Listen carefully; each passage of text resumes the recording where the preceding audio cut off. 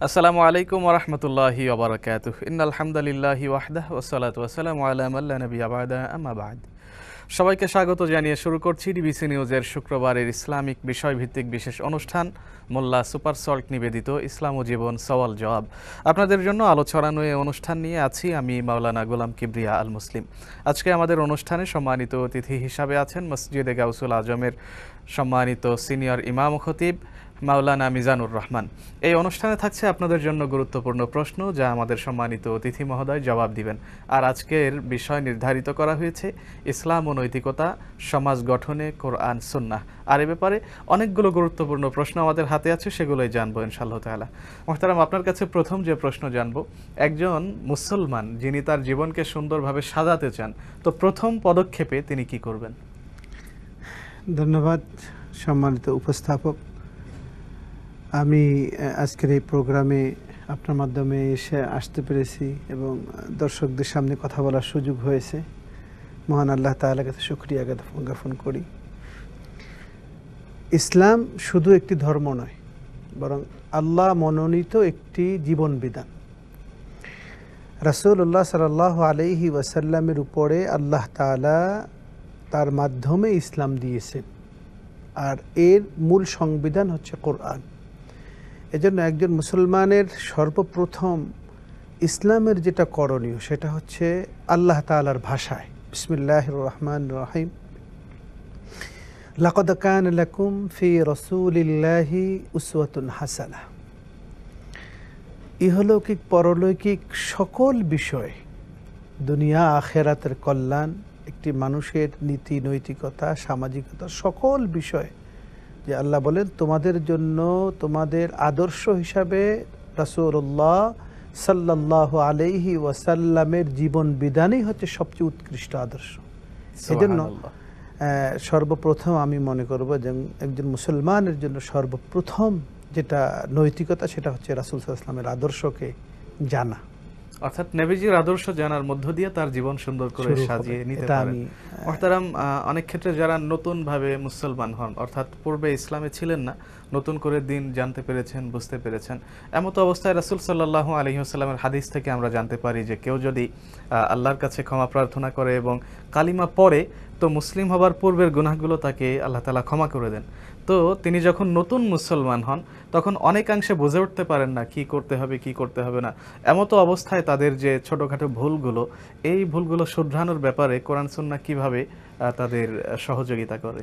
রাসূলুল্লাহ সাল্লাল্লাহু আলাইহি ওয়াসাল্লাম দেখেন, যখন কোনো অমুসলমান ইসলাম গ্রহণ করতেন তখন রাসূলুল্লাহ সাল্লাল্লাহু আলাইহি ওয়াসাল্লাম তাকে ইসলামের বিধান যে নামাজ, রোজা বা অন্যান্য আহকাম হুকুম পালন করার জন্য বলতেন।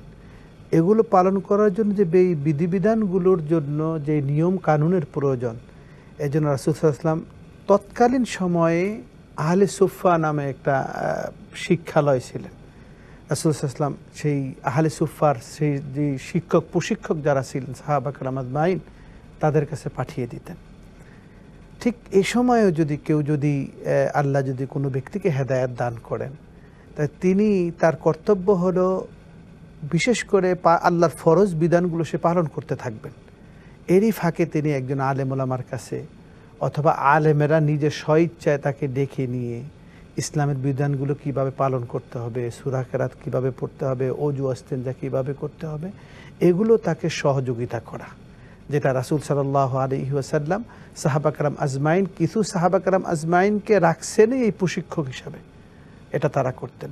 তো নবমুসলিম যারা, তাদের প্রথম কাজ হলো তারা এই যে বিধিবিধানগুলো যে এগুলো দেখে দেখে তারা পালন করতে থাকবে, কিন্তু এটাকে পরিপূর্ণ করার জন্য একজন আলেমের কাছে বা একজন শিক্ষিত ব্যক্তির কাছে দিন প্রশিক্ষণের একটা প্রয়োজনীয়তা, এগুলো পুরো করে নিতে হবে। মুহতারাম, আরো গুরুত্বপূর্ণ প্রশ্ন হচ্ছে, আমরা মুসলমান যারা আছি জন্মগতভাবে মুসলমান, তো রাসূল সাল্লাল্লাহু আলাইহি ওয়াসাল্লামের হাদিস থেকে যেটা জানতে পারি, সন্তান জন্মগ্রহণের পরে সে কিন্তু তার ফিতরাতের উপরে জন্মগ্রহণ করে। বড় হবার পরে বাবা মা তাকে ইহুদি বানায় বা নাসারা বানায় বা মুশরিক বানায়।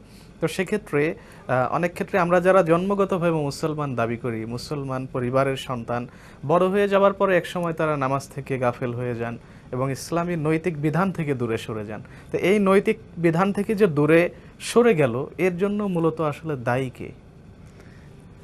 দায়ী হলো একটি বাবা মা যখন সন্তান জন্ম দেয় তখন কিন্তু আমরা মনে করি সন্তান জন্ম দেওয়ার পরে এই সম্পূর্ণ পরিপূর্ণরূপে সন্তানকে দ্বীনের উপরে দুনিয়াও আখেরাতের এই পথ চলাকে উঠাইয়ে দিবে মা বাবা। এটা হলো মা বাবার অধিকার সন্তানের প্রতি। সন্তানের অধিকার যেমন মা বাবার হচ্ছে মা বাবার খেদমত করা, আবার বাবা মার অধিকার হলো সন্তানকে সুপথে পরিচালনা করা। যদি না করে, এখানে প্রশ্ন হলো যদি না করে অথবা নৈতিকতা না শিখায় তাহলে কিন্তু আল্লাহ তাআলার কাছে সেদিন ওয়াকালু রব্বানা ইন্না আতানা সাদাতানা ওয়া কুবারানা ফাদাল্লুনা সাবিলা, যে আমরা যাদের আওতাধীন ছিলাম আমাদের মা বাবা আমাদের বড়রা আমাদেরকে নৈতিক শিক্ষা দিন শিক্ষা শিখায় নাই, কোরআন হাদিস শিখায় নাই। এই জন্য সর্বপ্রথম কিন্তু সন্তান যেমন দায়ী থাকবে কিন্তু তার আগে কিন্তু মা বাবা এটার জবাব দিয়ে আল্লাহর কাছে করতে হবে। এবং আপনি যত বড় আলেম হন বা যত বড় সম্মানিত ব্যক্তি হন, হাজী সাহেব হন, আপনার সন্তানকে যদি আপনি দ্বীনি শিক্ষা না দেন এর জন্য মহান আল্লাহ সুবহানাহু ওয়া তাআলার কাছে আপনি আগে জবাবদিহি করতে হবে। এটাই হচ্ছে আল্লাহর বিধান।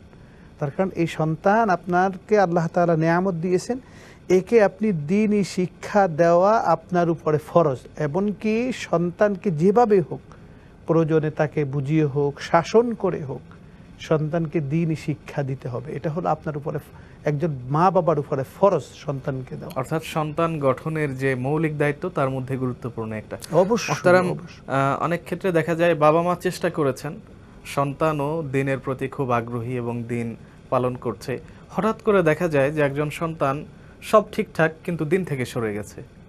এমন তো অবস্থায় এই যে অনাকাঙ্ক্ষিতভাবে দিন থেকে সরে যাওয়া, এটা কি আমরা তাকদীরের ফয়সালা বলবো নাকি আমাদের কোনো ভুলের কারণে? দেখেন, তাকদীর তো আল্লাহ তাআলার কাছে রাখছেন, কিন্তু একটা কথা মনে রাখতে হবে, আপনি যতক্ষণ পর্যন্ত হেদায়েতের কাঙ্গাল না হবেন, কোনো মানুষ যখন নিজের থেকে হেদায়েতের মনোনিবেশ না করেন তখন আল্লাহ তাআলা তাকে হেদায়েত দেন না। এই জন্য আল্লাহ তাআলা কোরআন শরীফের মধ্যে আসছে, বিসমিল্লাহির রহমানির রহিম, ইন্নাল্লাহা লা ইউগাইয়িরু মা বিকওমিন হাত্তা ইউগাইয়িরু মা বিআনফুসিহিম। নিশ্চয়ই আল্লাহ তাআলা কোনো ব্যক্তি বা কোনো জাতির ভাগ্যকে পরিবর্তন করে না যতক্ষণ সে তার নিজের ভাগ্য পরিবর্তন করার জন্য চেষ্টা না করে। আপনি দ্বীনের উপরে আসার জন্য আগে আপনি আল্লাহর সাহায্য চাওয়া এবং আপনি আগে এগিয়ে আসতে হবে। তারপরে গিয়ে যদি এখন কোনো ব্যক্তি যদি নষ্টের দিকে চলে যায় তাহলে আমাদের দেখতে হবে, তাকে বুঝাতে হবে, তার কাছে বারবার যেতে হবে। আর যদি কোনো ব্যক্তি এরপরেও যদি কোনো ব্যক্তি না আসে তাহলে বুঝতে হবে এটা আল্লাহ তাআলাই তার ব্যাপারে ভালো জানেন। কেননা আল্লাহ তাআলা নিজেই বলছেন, ইন্নাকা লা তাহদি মান আহবাবতা ওয়ালাকিন্নাল্লাহ ইয়াহদি মান ইয়াশা।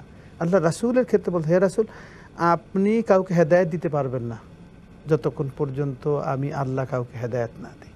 তো এই ক্ষেত্রে মানুষের প্রথমে চেষ্টা ওই যে তাকদীরের উপরে আসে বলে ছেড়ে দেওয়া না। তাকদীরের উপরে যেমন আপনার রিজিক আছে, আপনি রিজিক আল্লাহ তাআলা আপনাকে, কিন্তু আপনাকে আল্লাহ তাআলা বলছেন তুমি কোশিশ করো, চেষ্টা করো, তারপরে তোমার রিজিক আসবে। তো রিজিকের মালিক তো আল্লাহ আপনাকে দিবেন, কিন্তু সিস্টেম হলো আপনাকে চেষ্টা করা, অন্বেষণ করতে।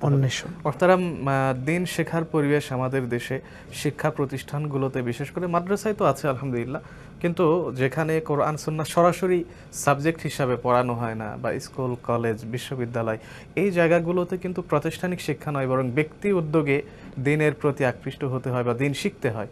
তো এই পরিবেশে গিয়ে যখন একজন দিনদার বা ইমানদার হবার চেষ্টা করেন তখন অনেকেই তার দিকে একটু কটু দৃষ্টিকে তাকান। অনেকে বলে থাকেন যে হুজুর হয়ে গেছে, মৌলভী হয়ে গেছে, এরকম অনেক ক্ষেত্রে বলে তাকে উত্ত্যক্ত করবার চেষ্টা করেন। তো এই পরিস্থিতিতে যিনি উত্ত্যক্তের শিকার হচ্ছেন তিনি কি মন খারাপ করবেন নাকি আরো বেশি তার ইমানি জজবা বাড়িয়ে দিবেন? আল্লাহু আকবার, আল্লাহু আকবার, আল্লাহু আকবার। অনেক চমৎকার একটি কথা, যেটা আমাদের সমাজে আমরা এটা খুব বেশি অনুভব করতেছি। কোনো ব্যক্তি যদি আপনার দ্বীনি পথে আসে আপনি অবাক হয়ে যাবেন, রাসূল সাল্লাল্লাহু আলাইহি ওয়াসাল্লাম থেকে আজ পর্যন্ত একটি গোষ্ঠী ইহুদি নাসারারা অমুসলমানেরা তাদের প্রথম টার্গেট হলো একজন মুসলমানের সন্তান যাতে মুসলিম হিসাবে তার করণীয় কি এটা যাতে না বুঝুক, যে কৌশলেই হোক উন্নতির নামে বিভিন্নভাবে মানুষের মন মগজে ধোলাই করে এবং তারা নিজেরা অন্যায় করে মুসলমানদের উপরে চাপিয়ে দিয়ে মুসলমানদের মধ্যে একটা ভীতি তৈরি করে। ফলশ্রুতিতে আপনি এই বিংশ শতাব্দীতে একটা জিনিস খেয়াল করেছেন কিনা, কোনো মানুষ যখন খুব বেশি নামাজি হয়, খুব বেশি ইবাদতবন্দি হয়, তখন তাকে বিভিন্নভাবে মৌলবাদ, জঙ্গি বলে আখ্যায়িত করে। আপনি অবাক হয়ে যাবেন, বিভিন্ন নাটকে বিভিন্নভাবে মুসলমানের পোশাক পরিয়ে বিভিন্নভাবে এই নৈতিক যে শিক্ষায় শিক্ষিত হলে যে মানুষ হয়, সেই শিক্ষার ব্যাপারে মানুষের মন মগজের মধ্যে বাজে একটা ধারণা তৈরি করে দেয়। ফলশ্রুতিতে এইটার একটা এফেক্ট, যেই স্কুল হোক অথবা যেই প্রতিষ্ঠানগুলিতে হোক নৈতিক শিক্ষার সরাসরি কোনো সাবজেক্ট থাকে না, সেখানে যখন কোনো একটি ছেলে গিয়ে নামাজ পড়ে, তখন ওই খারাপ মন মানসিকতার চিন্তা থেকেই তাকে কিন্তু কষ্ট দেয়। তো এখানে লাভটা কি? মোহতারাম, আমরা এ বিষয়ে আরো আলোচনা শুনবো, তবে তার আগে ছোট্ট একটি বিরতি নিব ইনশাআল্লাহ। প্রিয় দর্শক, আপনারা দেখছেন ইসলামিক বিষয় ভিত্তিক বিশেষ অনুষ্ঠান মোল্লা সুপার সল্ট নিবেদিত ইসলাম ও জীবন সওয়াল জবাব। এবারে আমরা যাচ্ছি ছোট্ট একটি বিরতিতে, কোথাও যাবেন না, সঙ্গেই থাকুন। বিরতির পর আবারও ফিরে এলাম প্রিয় চ্যানেল ডিবিসি নিউজের পর্দায়। আপনারা দেখছেন শুক্রবারের সাপ্তাহিক অনুষ্ঠান মোল্লা সুপার সল্ট নিবেদিত ইসলাম ও জীবন সওয়াল জবাব। আজকে আমাদের অনুষ্ঠানে অতিথি হিসাবে আছেন মসজিদে গাউসুল আজমের সম্মানিত সিনিয়র ইমাম ও খতিব মাওলানা মিজানুর রহমান। আজকের আলোচনার বিষয় হচ্ছে ইসলাম ও নৈতিকতা, সমাজ গঠনে কোরআন সুন্নাহ। আর এ ব্যাপারে আমরা অনেকগুলো গুরুত্বপূর্ণ প্রশ্নের উত্তর এবং আলোচনা শুনেছি, আবারও যাচ্ছি আলোচনা ইনশাআল্লাহ তাআলা। মোহতারাম, বিরতির পূর্বে যে বিষয়ে শুনছিলাম যে কেউ যখন দিনের প্রতি ইবাদত এবং আমলের প্রতি আকৃষ্ট হন, তখন অনেকেই তাকে একটু তুচ্ছ-তাচ্ছিল্য করে। এই ব্যাপারে যে কথাটা পূর্বে বলেছিলাম, ওই যে বাজে কনসেপ্ট মানুষের মধ্যে গ্রোথ হওয়ার কারণে এখন কোনো ছেলে যদি কোনো প্রতিষ্ঠান বা কোনো অফিস বা কোনো জায়গায় যখন কোনো মানুষ ভালো হয়ে চলে, কেউ ঘুষ খায় না, অথবা সে নামাজ পড়ে, অথবা সে অন্যের হক নষ্ট করে না, দুর্নীতি করে না, তো স্বাভাবিকভাবে আমরা তাকে খুঁজ করতে থাকি সে কোনো জঙ্গি কিনা, অথবা তার মধ্যে কোনো বাজে জিনিস গ্রোথ হচ্ছে কিনা। এটা ওই বাজে অবস্থার কারণে তখন তাকে কোনো না কোনোভাবে আমরা কথা দিয়ে, কাজ দিয়ে অনেক সময় তাকে হ্যাও করি বা তুচ্ছ-তাচ্ছিল্য করি। লাভটা কি? যিনি এই যে তুচ্ছ-তাচ্ছিল্য করতেছেন তার লাভ, আর যিনি সবর করতেছেন তার লাভটা কি? এক নম্বরে কোরআন শরীফ বলতেছেন, আল্লাহর কালাম বলতেছেন, বিসমিল্লাহির রহমানির রহিম, ইন্নামা ইউয়াফফাস সাবিরুনা আজরাহুম বিগাইরি হিসাব। যে ব্যক্তি নিশ্চয় যে সবর করে দ্বীনের ক্ষেত্রে, এই বাজে অবস্থার মধ্যে যারা সবর করে, আল্লাহ তাআলার উপরে, আল্লাহকে ভালোবেসে যারা সবর করে, আল্লাহ তাআলা তাদেরকে বিগাইরি হিসাব দান করেন। আর বিশেষ করে আপনি যেহেতু নৈতিকতা যেটাকে আরবিতে আখলাক বলা হয়, রাসূল সাল্লাল্লাহু আলাইহি ওয়াসাল্লাম সম্পর্কে ওয়াইন্নাকা লাআলা খুলুকিন আযীম, নিশ্চয়ই এটা ছিল আপনি সবচেয়ে উত্তম চরিত্রের, সবচেয়ে উত্তম নীতি নৈতিকতার অধিকারী আপনি ছিলেন। তো রাসূল সাল্লাল্লাহু আলাইহি ওয়াসাল্লাম যখন কোনো মানুষকে ভালো কাজ দাওয়াত দিতেন, তখন আল্লাহ রাসূলের সাথে তারা মন্দ ব্যবহার করত, তখন আল্লাহ রাসূল দুইটা কাজ করতেন। একটা হলো সবর করতেন, আরেকটা হলো তার জন্য দোয়া করতেন। তো যিনি এমন অবস্থায় পড়েন তার জন্য দুইটা জিনিস করা, একটা হলো সওয়াবের আশায় সবর করা, আর যারা তার সাথে খারাপ আচরণ করেন তার সাথে তিনি তাদের সাথে খারাপ আচরণ না করে বরং উত্তম আচরণ করা এবং তাদের হেদায়েতের জন্য দোয়া করা। এটা হলো যারা কষ্টে থাকে তাদের কাজ, এবং এই সওয়াব তারা পেয়ে যাচ্ছে। জি মোহতারাম, আরেকটি গুরুত্বপূর্ণ বিষয় হচ্ছে আমরা চরিত্র বলতে কেউ কেউ হয়তো জৈবিক চাহিদা বা তার সার্বিক অবস্থা মনে করে থাকেন। মূলত চরিত্র বলতে কি বুঝি আমরা? চরিত্র, ওই জৈবিক চাহিদা তো একটা অংশ। চরিত্র হচ্ছে একটা মানুষের একটা পরিপূর্ণ একটা মানুষের জীবনটা একটা চরিত্র। আপনি শুধু আপনি আপনার জৈবিক চাহিদা পূরণের জন্য আপনি পদস্খলন হলেন, চরিত্র নষ্ট করলেন, এটাকেই একটা সাবজেক্ট, আপনার পরিপূর্ণতার একটা অংশ। কিন্তু আপনি অবাক হয়ে যাবেন যে রাসূল সাল্লাল্লাহু আলাইহি ওয়াসাল্লামের হাদিস, কোরআন থেকে আমরা জানি একটা মানুষের পুরা জিন্দেগিটাই একটা চরিত্র। আপনি কথা কিভাবে বলবেন, আপনি তাকাবেন কিভাবে, আপনি মানুষের সাথে মিশবেন কিভাবে, আপনি মানুষকে দান করবেন কিভাবে, আপনি আত্মীয়তার সম্পর্ক নষ্ট করবেন কিভাবে, আত্মীয়তার সাথে সম্পর্ক জুড়বেন কিভাবে, নষ্ট করা থেকে বিরত থাকবেন কিভাবে, সমগ্র বিষয়ে মানুষের অধিকার, একটি দেশের আপনার দায়বদ্ধতা থেকে আপনার করণীয় কি, একটি সমাজের কাছে আপনার দায়বদ্ধতা কি, সকল বিষয় নিয়েই কিন্তু একটি চরিত্র। এই জন্য আমি ওই যে শুরুতে বলেছিলাম লাকাদ কানা লাকুম ফি রাসূলিল্লাহি উসওয়াতুন হাসানা, গোটা জিন্দিগিটা রাসূল সাল্লাল্লাহু আলাইহি সাল্লামের জিন্দিগিটাই হচ্ছে আপনার জন্য আমার জন্য আদর্শ। তাইলে আল্লাহর রাসূল কিভাবে ঘুমাইতেন, কিভাবে খাইতেন, কিভাবে বিবির সাথে কথা বলতেন, কিভাবে সন্তান লালন পালন করতেন, কিভাবে তিনি আবেগ হতেন, কিভাবে রাগ করতেন, কিভাবে তিনি শাসন করতেন, সকল বিষয় আল্লাহ রাসূল সাল্লাল্লাহু আলাইহি সাল্লামের চরিত্রের মধ্যে পাওয়া যায়। এই জন্য চরিত্র শুধু নৈতিকতার ওই ছোট্ট একটি সাথে জৈবিক চাহিদার সাথে না, বরং গোটা জীবনটাই আপনার, গোটা কাজগুলি হচ্ছে আপনার চরিত্র।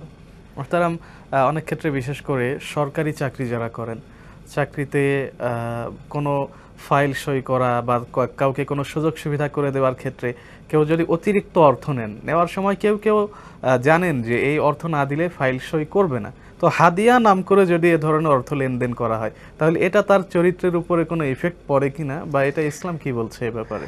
আপনি দেখেন, অবৈধ খাওয়া এর একটা বড় এফেক্ট আছে। সর্বপ্রথম এফেক্টটা আপনাকে বলি, মানুষ যখন সুদ, অতিরিক্ত কোনো কিছু নেওয়া, ঘুষ নেওয়া, এর একটা বড় এফেক্ট আছে। সর্বপ্রথম এফেক্ট হলো, কোনো মানুষ যখন সুদ খায় অথবা কোনো মানুষ যদি এই যে একটা মানুষ থেকে উৎকুচ নেয়, যে নামেই নেক, আপনি স্পিড মানি বলেন, উৎকুচ বলেন, হাদিয়া বলেন, কোনো কাজের উদ্দেশ্য সফলতার জন্য অতিরিক্ত কিছু নেয়, তো এর একটা সর্বপ্রথম এফেক্ট হলো যে এই মানুষটা নেয় ওই মানুষটা কিন্তু নির্লজ্জ হয়ে যায়। আর একটা মানুষের যখন হায়া না থাকে তখন এই মানুষটার আর কিন্তু কিচ্ছু থাকে না। আল হায়াউ শুউবাতুম মিনাল ঈমান, হায়াটা হচ্ছে ঈমানের সাথে এমন অঙ্গাঙ্গিভাবে জড়িত, যার হায়া নাই তার ঈমানও নাই। তো অতিরিক্ত হাদিয়ার নামে বা বিভিন্নভাবে আমরা যেভাবেই বলি, আসলে আপনি একটি প্রতিষ্ঠানে যখন চাকরিতে যখন আপনি জয়েন করেন, সরকারি হোক বেসরকারি হোক, আপনার সাথে কিন্তু প্রতিষ্ঠানের একটা এগ্রিমেন্ট হয় যে আপনি এত ঘন্টা চাকরি করবেন, আপনার এই কাজ, আপনি এত টাকা বেতন পাবেন। এখন এই কাজগুলো আপনাকে করতে হবে। এখন আপনি যদি ইচ্ছা করে কারো ফাইল আটকে রেখে অথবা কোনো সলসাতরি করে কোনো ব্যক্তিকে ট্যাপে ফেলে যদি আপনি হাদিয়া নেন, ওই ব্যক্তি বাধ্য হয়ে দেওয়া, ওই ব্যক্তি যদি না দিয়া কাজ উশিল করতে পারে তাহলে উত্তম, যদি না আর কোনো সম্ভাবনা নাই তাহলে ওই যে মাসালা, ওটা ক্ষেত্রে যে বাঁচার জন্য ওই শুকরের একটু মাংস খাওয়া, যেটা না বাঁচলে নয়, ওই ব্যক্তি হয়তোবা সে বেঁচে যেতে পারে, কিন্তু যিনি গ্রহণ করলেন, আল্লাহ না করুক, আল্লাহ না, কোনোভাবেই, আমি জানি না কেউ এটার ব্যাপারে বলবেন কিনা, কোনোভাবেই তার জন্য পয়সাটা হালাল হবে না। জি মুহতারাম, চমৎকার বলেছেন। অর্থাৎ আমরা সার্বিক আলোচনার মাধ্যমে এতটুকুই বুঝতে পারলাম যে কোরআন সুন্নাহ একমাত্র পন্থা যেটা মানুষের চরিত্রকে হেফাজত করতে পারে এবং সুন্দর চরিত্র গঠনের সহায়ক ভূমিকা পালন করে। অবশ্যই দীর্ঘক্ষণ আমাদের সাথে ছিলেন, আপনাকে আন্তরিক মোবারকবাদ। আপনাকে আন্তরিক ধন্যবাদ, এবং সম্মানিত যারা দর্শকবৃন্দ এতক্ষণ কষ্ট করে শুনলেন, আপনাদের সবাইকে আন্তরিক মোবারকবাদ জানাই। প্রিয় দর্শক, এই ছিল আমাদের আজকের আয়োজন। আপনারা দেখছেন মোল্লা সুপার সল্ট নিবেদিত ইসলাম ও জীবন সওয়াল জবাব। আমরা এই পর্বে বিদায় নিচ্ছি এবং পরবর্তী পর্ব দেখার আমন্ত্রণ জানাচ্ছি। আসসালামু আলাইকুম ওয়া রাহমাতুল্লাহি ওয়া বারাকাতুহু।